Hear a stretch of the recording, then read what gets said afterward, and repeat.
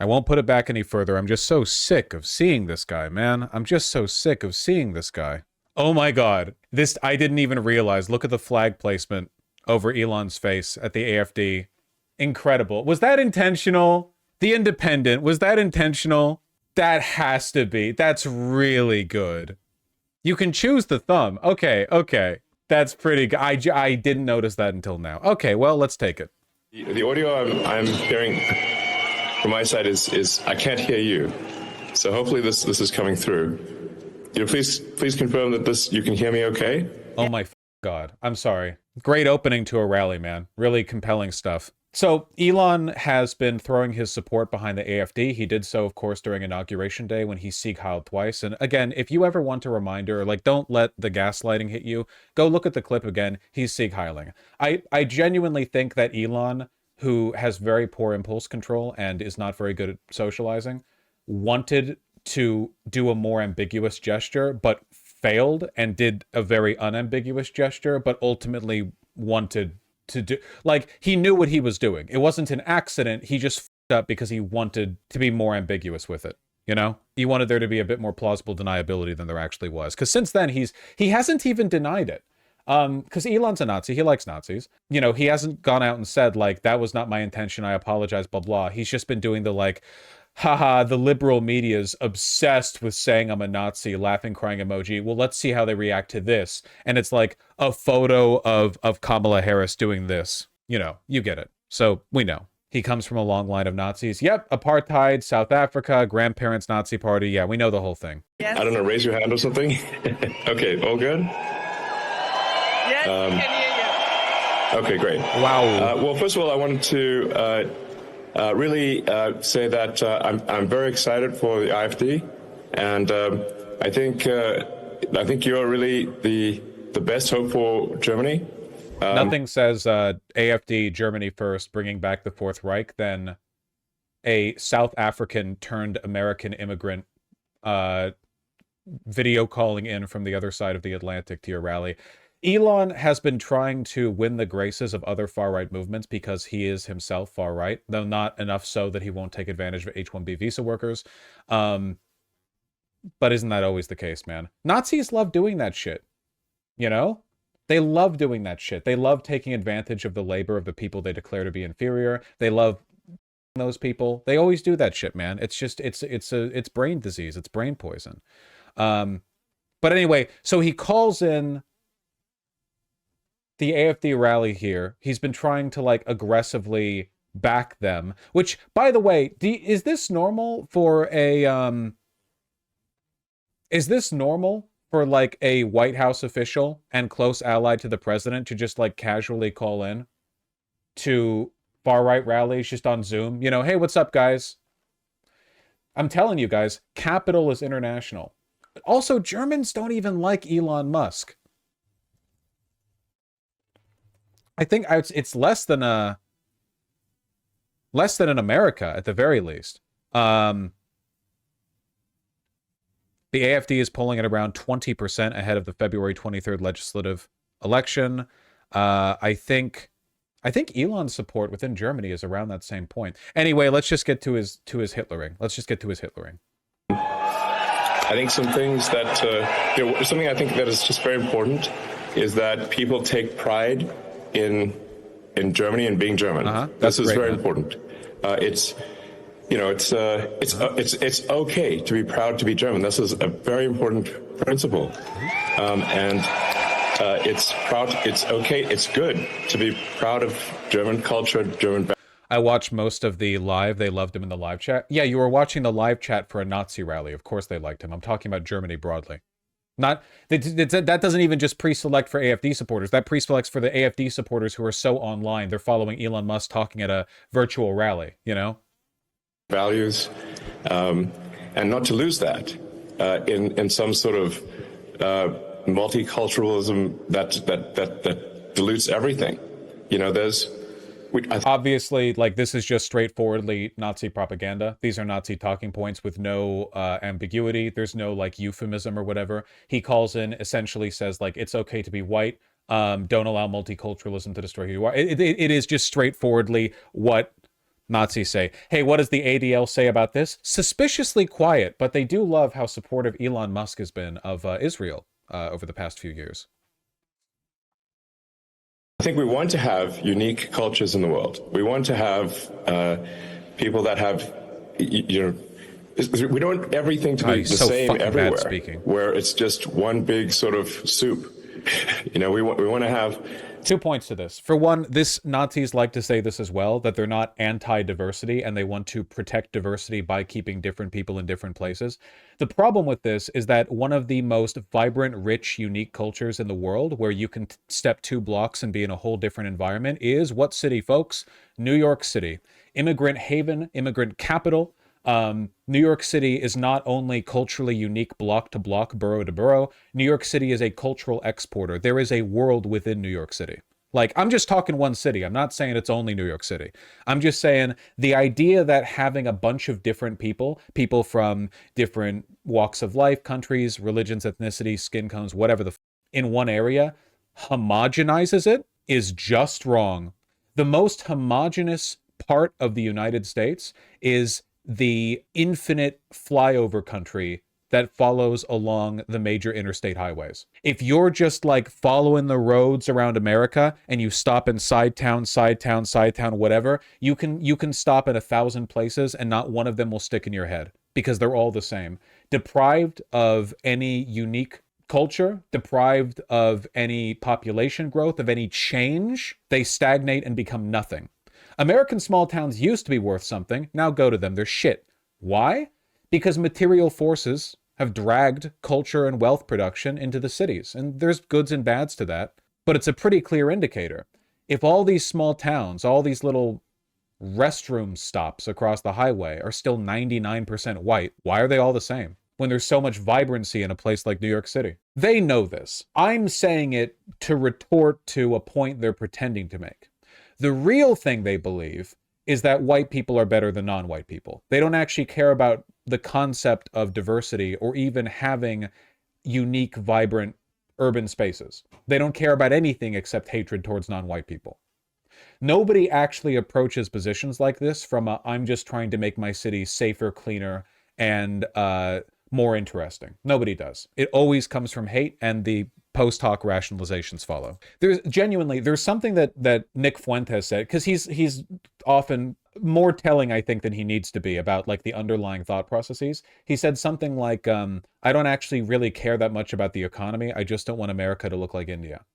Or in other words, I don't care if white people are happy. I don't care if they can hold down jobs. I don't care if they're able to afford food, housing, medicine. I don't care about the quality of life of white people. I just don't like non-white people. And that's true. That's how they all think. Normally they like pretend, normally they pretend there's some broader motivation going on there. I don't think that's the thing they don't like about India nuts.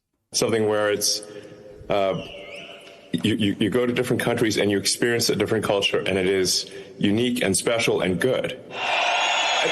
Unfortunately, when you talk, Alice, I can only hear some of your words. Oh, my apologies. I can only hear some of your words. Okay. But let's go. Let me try one thing. Let's go, guys. Let's go. Do the jump, Elon. Do the jump. Fight for a great future for Germany. Fight for a great future for Germany. Go, go, go. Convince your friends. Convince Do everyone. the jump, Elon. Do the Sieg Heil. USA! USA! Yay!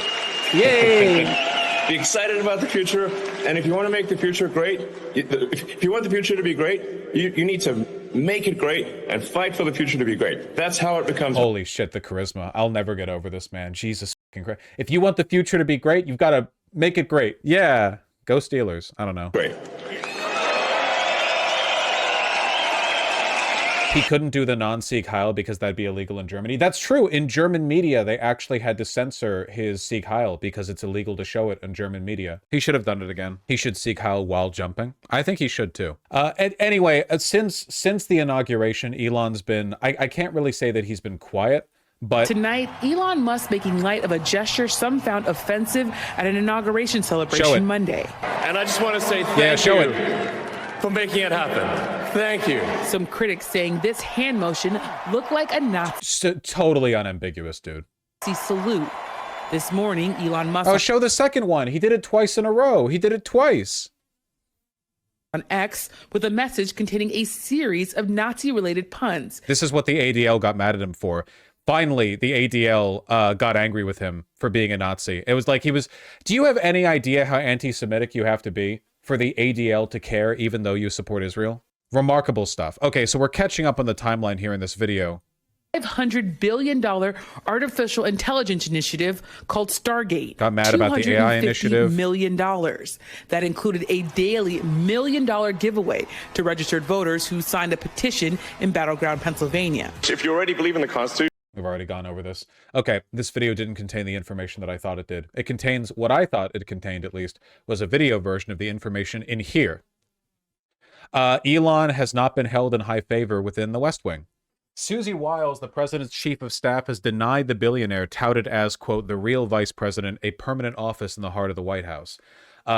People in Trump's administration do not seem to like Elon Musk very much, which makes sense because he's really annoying. Susan Wiles, veteran Florida political fixer and first female chief of staff, earned her nickname from President Trump for the calm professionalism she brought to his election campaign. We've gone over her before, right? She's one of the actual competent administrators of Donald Trump's agenda. Like, she's one of the people there who keeps her teeth gritted and tries to... I don't want to call her the adult in the room because she's evil. It's not like she's going to restrain them from doing bad stuff. It's that she's competent. That's it. She's competent. This meant she faced an early challenge to quiet and talk of Musk as a co-president or real vice president instead of J.D. Vance, given the entrepreneur's tendency to grab headlines and promote his own agenda and allies. Can you imagine how this woman felt when he Sieg Heiled twice? On Inauguration Day, thus stealing the attention away from Donald Trump's inauguration? That was the biggest news item from the whole day. She must have been seething. Yeah, it's pretty funny. I don't know what's going to have to break with Elon because it seems like he genuinely has no social skills and no ability to like hold himself back. He's very autistic, and I'm saying that in a most ableist fashion. I hope you understand.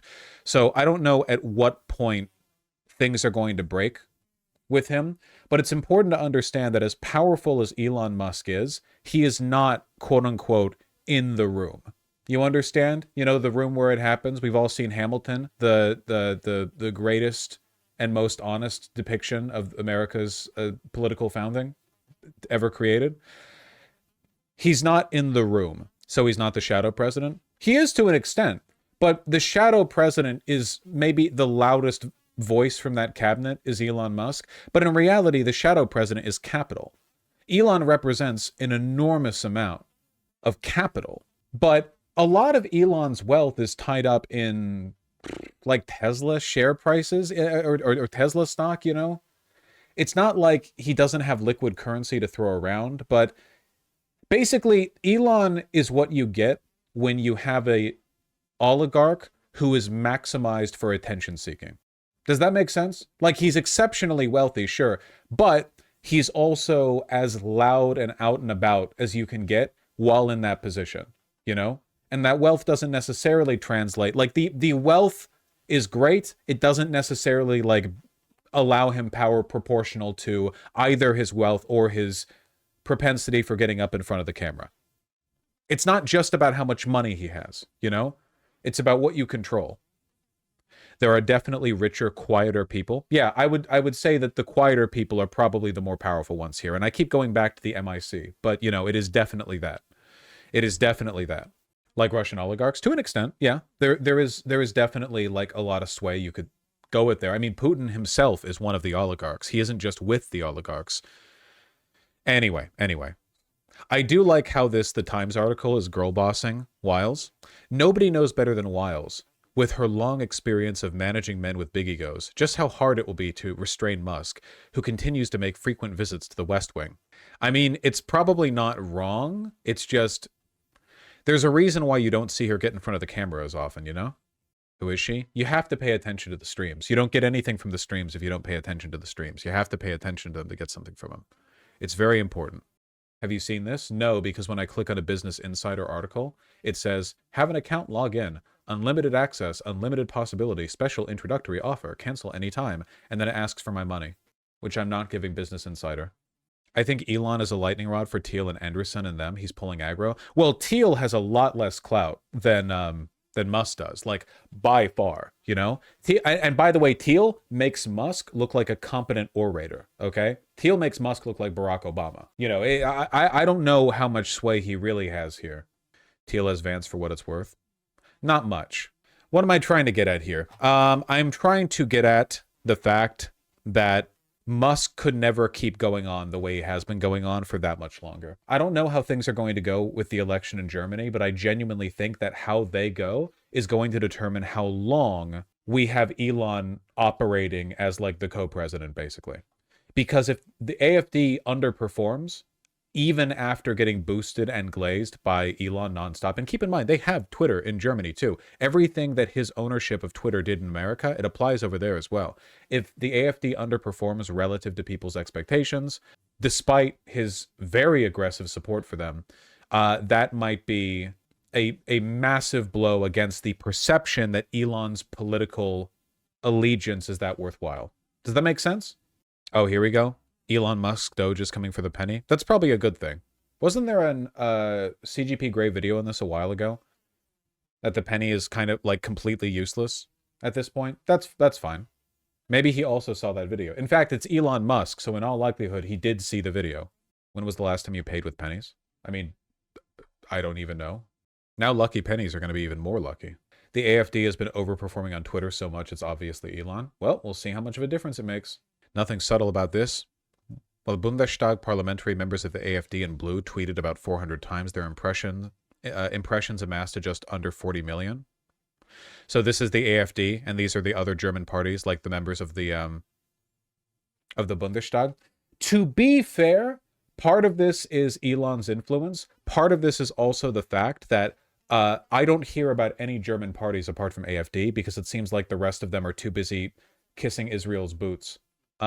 And doing nothing to address the like 60 problems in their country. Like the rest of them are all just like the American Democrats in the sense that they command no attention outside of legacy, legacy support. The AFD is the only party I hear about that's actually making moves over there. Like in the US, they're allowing the narrative to be stolen. Yeah, I mean, liberalism's dying all over. Soon France will be run by Le Pen, probably. Spain eventually will fall to the right. Italy already has. Nobody uses Twitter in Germany. Is that true? 19.4% of the country's total population. So you're suggesting that 2% use it is not accurate. Pretty much the same as America, 23%, more or less. So basically what you're saying is the West will have fallen? Yeah, but I've been saying that for a while. And now look at the period over the entire last year, i.e. before Musk's officially declared support. I think what we're seeing here is pretty clear. And then this here is the AFD. I do think that to a large extent, this also comes down to attention economy. Merz, the head runner of the German CDU/Union, has recently stated he'll work with the AFD on shutting down borders.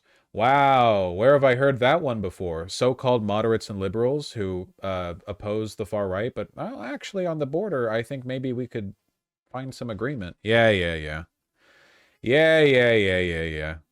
CDU are super conservative. Yeah, but didn't they pledge beforehand to not work with the AFD?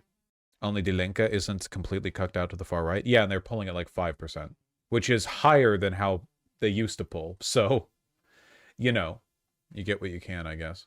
Higher than neolibs too. Just a little bit more austerity.